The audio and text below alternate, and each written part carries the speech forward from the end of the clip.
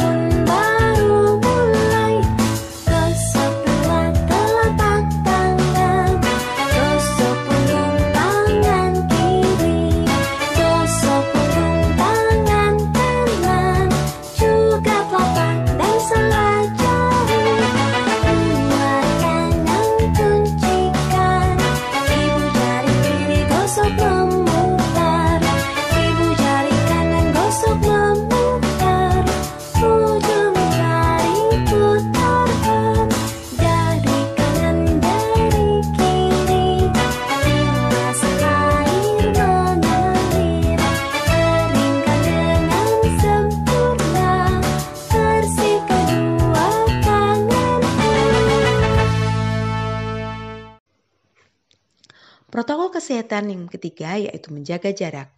Menjaga jarak bermanfaat untuk menghindarkan diri dari penularan droplet, juga menghindarkan diri dari penularan transmisi penyakit dari orang lain, baik yang bergejala atau tidak bergejala. Menghindari kontak fisik atau physical distancing, menjaga jarak 1,5 meter seperti pada saat di kelas, kantin, antri cuci tangan, dan kegiatan lain selama beraktivitas di satuan pendidikan dan di perjalanan.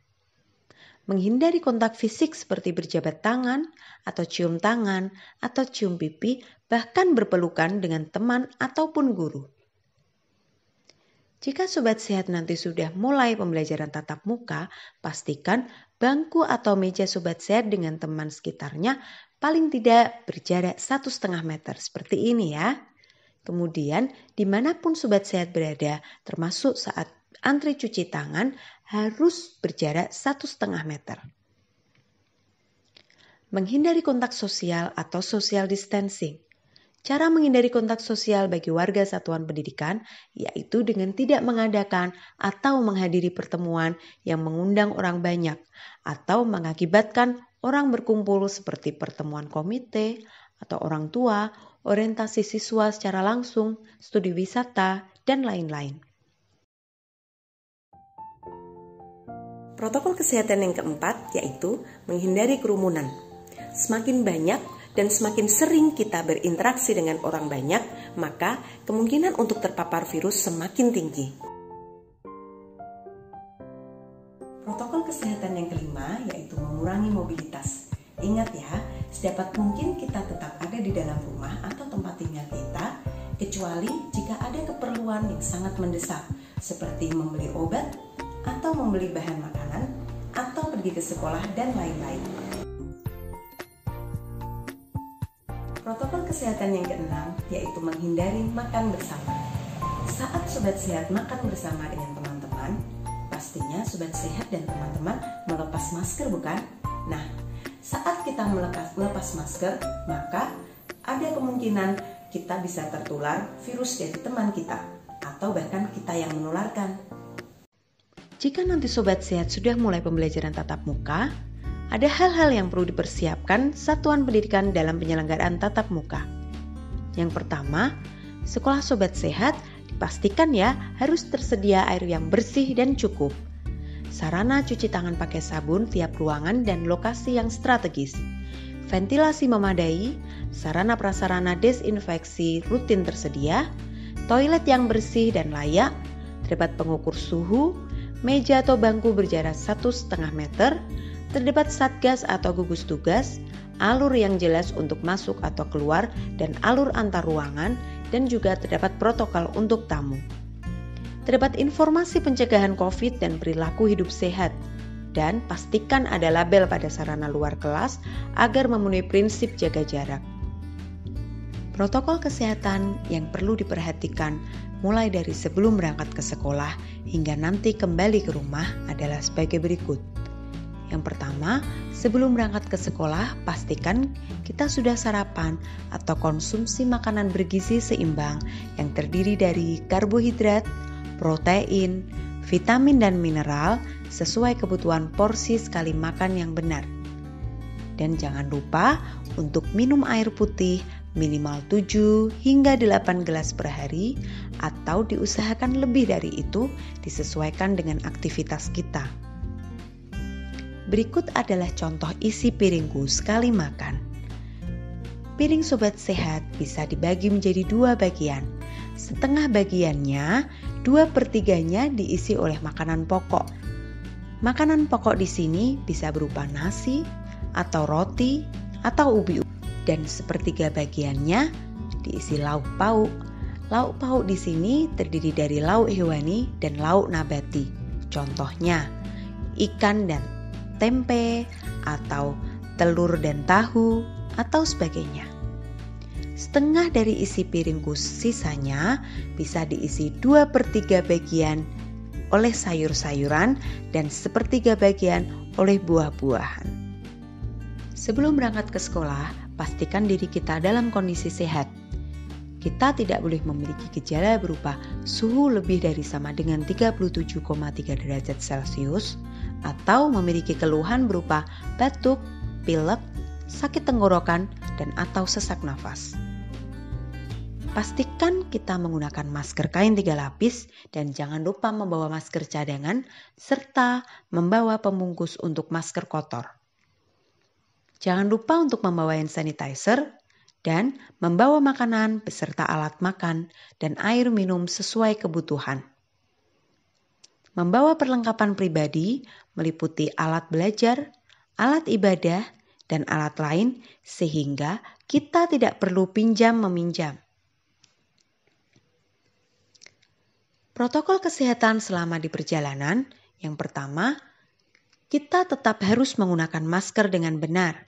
Tetap menjaga jarak minimal 1,5 meter dan hindari untuk menyentuh permukaan benda-benda sekitar, tidak menyentuh hidung, mata, dan mulut. Jangan lupa untuk tetap menerapkan etika batuk dan bersin setiap waktu. Cuci tangan pakai sabun atau menggunakan hand sanitizer sebelum dan sesudah menggunakan transportasi publik. Hal-hal yang harus diperhatikan sebelum masuk gerbang. Pengantaran dilakukan di lokasi yang telah ditentukan, mengikuti pemeriksaan kesehatan, meliputi pengukuran suhu tubuh, gejala batuk, pilek, sakit tenggorokan, dan atau sesak nafas. Melakukan cuci tangan pakai sabun sebelum memasuki gerbang satuan pendidikan dan juga ruang kelas. Untuk tamu, mengikuti protokol kesehatan di satuan pendidikan. Selama kegiatan belajar mengajar, Sobat Sehat tetap harus menggunakan masker dengan benar dan menerapkan jaga jarak minimal 1,5 meter. Jangan lupa untuk selalu menggunakan alat belajar, alat musik, dan alat makan minum pribadi. Dilarang pinjam-meminjam peralatan dan perhatikan pengumuman di seluruh area satuan pendidikan secara berulang dan intensif terkait penggunaan masker, cuci tangan pakai sabun, dan jaga jarak. Melakukan pengamatan visual kesehatan warga satuan pendidikan. Jika ada yang memiliki gejala gangguan kesehatan, harus segera lapor kepada guru. Setelah selesai kegiatan belajar mengajar, Sobat Sehat tetap wajib menggunakan masker. Jangan lupa melakukan CTPS sebelum meninggalkan ruang kelas. Dan keluar ruangan kelas dan satuan pendidikan dengan berbaris sambil menerapkan jaga jarak yaitu 1,5 meter. Penjemput peserta didik menunggu di lokasi yang sudah disediakan dan melakukan jaga jarak sesuai dengan tempat duduk. Hal-hal yang harus diperhatikan saat perjalanan pulang. Pastikan kita masih menggunakan masker dengan cara yang benar dan tetap menjaga jarak minimal 1,5 meter. Hindari untuk menyentuh permukaan benda-benda sekitar dan kita tetap tidak boleh menyentuh hidung, mata, dan juga mulut. Jangan lupa untuk selalu menerapkan etika batuk dan bersin. Membersihkan tangan dengan cuci tangan pakai sabun atau menggunakan hand sanitizer sebelum dan sesudah menggunakan transportasi publik. Sesampainya di rumah, jangan lupa untuk melepas alas kaki, meletakkan barang-barang yang dibawa di luar ruangan, dan melakukan desinfeksi terhadap barang-barang tersebut, misalnya sepatu, tas, jaket, dan lainnya. Membersihkan diri atau mandi dan mengganti pakaian sebelum berinteraksi fisik dengan orang lain di dalam rumah, dan tetap melakukan PHBS, khususnya CTPS secara rutin. Jika mengalami gejala umum seperti suhu tubuh lebih dari sama dengan 37,3 derajat Celcius atau muncul keluhan batuk, pilek, sakit tenggorokan, dan atau sesak nafas, setelah kembali dari sekolah, segera melaporkan pada tim kesehatan sekolah. Berikut protokol kesehatan saat berada di perpustakaan, ruang praktikum, ruang keterampilan, dan atau ruang sejenisnya. Jangan lupa melakukan cuci tangan pakai sabun sebelum masuk dan keluar dari ruangan. Meletakkan buku atau alat praktikum pada tempat yang telah disediakan dan tetap menggunakan masker dan jaga jarak minimal 1,5 meter. Protokol kesehatan saat di toilet. Melakukan cuci tangan pakai sabun setelah menggunakan kamar mandi dan toilet. selalu menggunakan masker dan menjaga jarak jika harus mengantri. Protokol kesehatan di tempat ibadah. Melakukan cuci tangan pakai sabun sebelum dan sesudah beribadah. Selalu menggunakan masker dan melakukan jaga jarak paling tidak 1,5 meter. Menggunakan peralatan ibadah milik pribadi dan hindari menggunakan peralatan ibadah bersama, misalnya sajadah, sarung, mukena, kitab suci, dan lain-lain. Hindari kebiasaan bersentuhan, bersalaman, bercium pipi, dan cium tangan.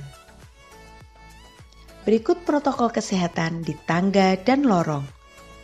Kita harus berjalan sendiri-sendiri mengikuti arah alur yang ditentukan. Dilarang berkerumun di tangga dan lorong satuan pendidikan. Protokol kesehatan saat di lapangan. Selalu menggunakan masker dan menjaga jarak minimal 1,5 meter dalam kegiatan kebersamaan yang dilakukan di lapangan.